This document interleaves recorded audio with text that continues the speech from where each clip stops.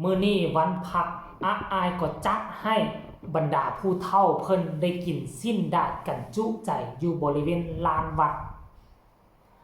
กราบทักทายสบายดี FC ทุกท่านนะ FC ทุกคนมาพบมาพ่อกับค่อยเจเบาลาวในคลิปนี้มาพ่อกันช่วงมืดๆค่ำทานผู้ชมเนาะก็หวังว่าทุกคนจะอิ่มหม่ำสำราญกับการกินข้าวกินน้ำเจเบาลาวหากะไปกินข้าวมาแต่ทั้งนอกเช่นเดียวกันเนาะมื้อนี้เป็นวันเกิดของแฟนของเจเบาลาวก็เลยว่าบ่พากันควกินอยู่เฮือนอยู่ซ่านมันดอกดนละปีนึงมันจะมีครั้งนึงก็พากันออกไปกินอยู่ห้านอาหารทานผู้ชมหาก็กลับมาเนาะอากาศก็ร้อนแฮงแต่ว่าอยู่ทางฝากฝั่งของประเทศลาวของพวกเฮาก็คืออยู่ในช่วงเฝ้าระวังเขาบอกว่าโดยเฉพาะคืออยู่ภาคเหนืออาจจะเจอพายุฝนตกคอยหานักว่าซั่นเด้เพราะฉะนั้นล่ะพี่น้องชาวลาวอยู่ทั้งภาคเหนือจงพากันระมัดระวังเนาะแล้วก็ทั้งประเทศไทยทั้งภาคเหนือก็ระมัดระวังเช่นเดียวกันในคันถ้าว่ามันตกอยู่ประเทศลาวมันก็จะมักตกอยู่ทั้งฝากฝั่งของประเทศไทยเช่นเดียวกันแต่ว่าเนาะท่านผู้ชมสำหรับเสียงวิหกในค่ำคืนนี้ก็ตกบ่ตกก็บ่ย่านและเพราะว่าเป็นมื้อพัก2มื้อพุ่นน่ะพักแรม2มื้อแล้วบัดนี้แล้วพากันนอนข้างคืนพากันนอนพักแฮมอยู่ทางวัดทางวาเลยท่านผู้ชมเนาะทั้งวัดแห่งนี้ก็เพิ่นก็ใจดีทั้งครูบาทั้งพระเพิ่นก็ได้เนาะมีโดมให้ทีมงานของเสียงวิหกได้อยู่ได้พักได้พรฝนตกมาก็คงจะบ่ลบบ่ซ่อนอีกแล้วท่านผู้ชมเนาะคันกรณีว่ามองใดสถานที่ใดบ่มีมองให้พักให้เซานี่คันถ้าไปกลางเต้นนี่คันฝนตกมายามใดแล้วมันโอ้หมอลำเป็นอาชีพนึงที่ทุกข์ที่ยากเด้ถ้าไผบ่อดบ่ทนบ่สู้นี่อยู่บ่ฮอดปีดอกโตนห้างกลางเทอมท่านผู้ชมเนาะแต่ว่าน้องอาอายท่านผู้ชมอยู่ในสภาพใดน้องอาอายก็ยังเต้นก็ยังดีดอยู่คือน้องรับได้ทุกสภาพสังเกตเบิ่งตั้งแต่ตอนมือสวยแล้วลิ้นนอนลิ้นอยู่ในบริเวณโดมของวัดหั่นเนาะลิ้นโทรศัพท์หยอกใหญ่กับบรรดาเอื้อยๆอ้ายๆภายในวงเฮ็ดกิจกรรมร่วมกันไปหั่นมานี่แล้วเวลาฮอดเวลายามอาบน้ำน้องอาอายก็หิ้วกระตาสบู่หิ้วกระตาเครื่องอาบน้ำหั่นไปนั่งห้องน้ำของวัดท่านผู้ชมไปนำกัน 2-3 คนค่อยเห็นแล้วค่อยก็บ่ฮู้จักสิว่าสงสารน้องอาอายนี่เลยคำว่าสงสารไปแล้วคันเด็กน้อยอายุซ้ำนี่น่ะพอแต่วางปึ๊บเขาก็อยากแล่นเข้าห้างเขาก็อยากแล่นไปลิ้นน้ำพักน้ำพวกน้ำหมู่น้ำครูแต่อันนี้น้องอาอายน้องคงจะสิ้นเคยไปแล้วแหละหมู่ครูพักพวกก็อยู่ทั้งบ้านเก่าบ้านแก่พุ่นบัดนี้น้องก็บัดนี้ด้วยความว่ามาเป็นสาวหมอลำบ่มีม่องใดที่จะเป็นเพื่อนมิตรสหายแท้เพราะว่าไปม่องนี่คืนนึงไปม่องนั่น2คืนไปม่องนั่น3คืนมันก็เลยเฮ็ดลืมหมู่ลืมพักลืมพวกส่วนว่ามันจะหมุนเวียนมาฮอดจังหวัดที่น้องเคยอยู่มีพักมีพวกอยู่มันก็ดนนานแสนนานท่านผู้ชมน้องก็เลยเอากินกลางดินอยู่กลางดินกินกลางทรายเอาสัตว์สาวาซิงเอาแมลงแมงไม้เป็นหมู่เป็นพักเป็นพวกตกตอนแรกมาคันเหงาคันคิดฮอดก็ฟังเสียงจิ้งหรีดฟังเสียงแมลงไม้ห้องจอกๆแจ๊กๆอาศัยลิ้นมือถือเบิ่งคลิปนั่นเบิ่งคลิปนี่ซ่อมพอกซ่อมเพลงไปโอ้ยอาอายนี่คือสุดยอดใจของอาอายนี่คือสุดยอดแข็งแกร่งเกินวัยอีหลีหรอเนาะแล้วมื้อนี้ก็เป็นมื้อพักก็เป็นการชดเชยเป็นการให้รางวัลต่อตนเองแล้วก็ทั้งบรรดาผู้เฒ่าต่างๆบ่ว่าจะเป็นญาหลอกญาลำท่านผู้ชมเนาะไปทัวร์คอนเสิร์ตทั้งกรุงเทพกรุงไทยมาตั้งเป็น 3-4 มื้อได้พักผ่อนเต็มที่ก็จัดให้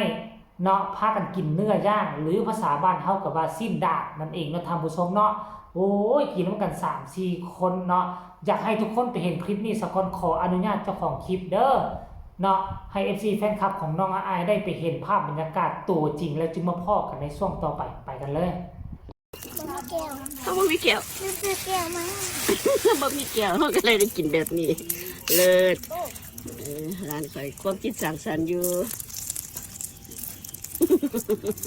ย่ามถึงนกกินบ่มีแก้วก็เลยได้กินใส่โฟมสลัดอยู่มันบ่มีหลอดก็ต้องเสียงเบิ้งกินสิสดต้องมื้อมากันอ่ะเป็นได้น้ำสีฟ้าน้ำฟ้าโอเคไอ้ย่าเป็นโอ้ยเด้อแม่เอ้ยชีวิตของหมอลำจะเป็นอนาถาหลาย นี่เราความสุขอีกแบบหนึงชื่นใจ ชื่นใจ กับแก้วประเดด แก้วประเด็ มีเอาแก้วประเดด ขีดจนมาเมดแล้ว ข่อยสิให้กินอีกแล้วพูดได้กันทำอะไรอยู่ หูกินสัตว์เอานี่มีแก้วหรอคะ มีค่ะแต่เป็น แซ่บบ่ แซ่บแต่ว่า แต่ว่า วิ่งไปนั่นวิ่งไปนี่จนอิ่มนะคะแล้วอยากกินน้ำแทน อ๋อหมูกระทะ เขาใช้เด็กน้อย มา ค่ายใช้มาอย่าไป เขาใช้เด็กน้อยนะ เขาค่ายใช้มา500 เจ้าของนี่เด็กน้อยเนาะของใช้เด็กน้อย เจ้าของเป็นเด็กน้อยเนาะ เอานี่บ่ไหว อยากกลับไปเป็นเด็กทารก ถ้าเราเข้ากับใจคือเขาขับรถจะยังได้ มาค่ะวันพักแรมนะคะ แม่พีทมานั่งกินเดี๋ยว แม่ลดน้ำหนักอยู่ โอ้อันนี้ได้ยินไหมแม่พีทบอกว่าแม่พีทไม่กินอะไรแม่พีทลดน้ำหนัก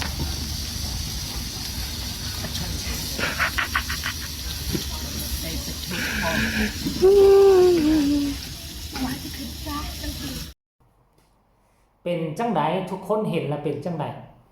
น้องอ้ายนี่เป็นถึงลูกสาวเจ้าของวง เงินค้ำกับแก้วมาไล่แต่ละคืนน้องก็ได้หลายอยู่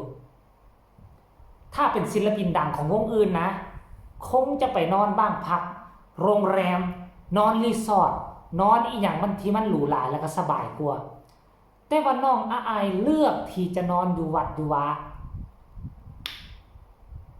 เมื่อสวยนี่ค่อยก็เห็นน้องอ้ายก็นอนอยู่ในวัดนอนอยู่ในวาแหละนอนอยู่ในโดมวัดนั่นแหละนอนอยู่ม่องสถานที่เลยก็คือว่าทั้งยาล้ำทั้งน้องอ้ายเขาฮู้เก็บออมรอมริบเขาฮู้ถึงคุณค่าของเงินความจริงขึ้นเขาสิไปนอนในห้องนึงประมาณ 3-400 นี่ก็มีแต่อย่าลืมว่า 3-400 นี่สำหรับคนทุกข์คนยากแล้วมันมีคุณค่ามหาศาลสิเอาเงิน 3-400 ไปจ้างนอนเงินพักของแฮมเป็น2คืน3คืนเนาะเอา 3-400 ให้มาซื้อหมูกระทะก็พอกินพออิ่มละ 2-3 คนเพราะฉะนั้นแล้วก็ถือว่าซุปเปอร์สตาร์ติดดินอีหลีหรอจนมีเงินซื้อที2ที2งาน2แปลงแต่บ่ยอมนอนเงินพักของแฮมบ่ยอมเอาเงินนั้นมาไปเสียที่มันแบบไล่คุณประโยชน์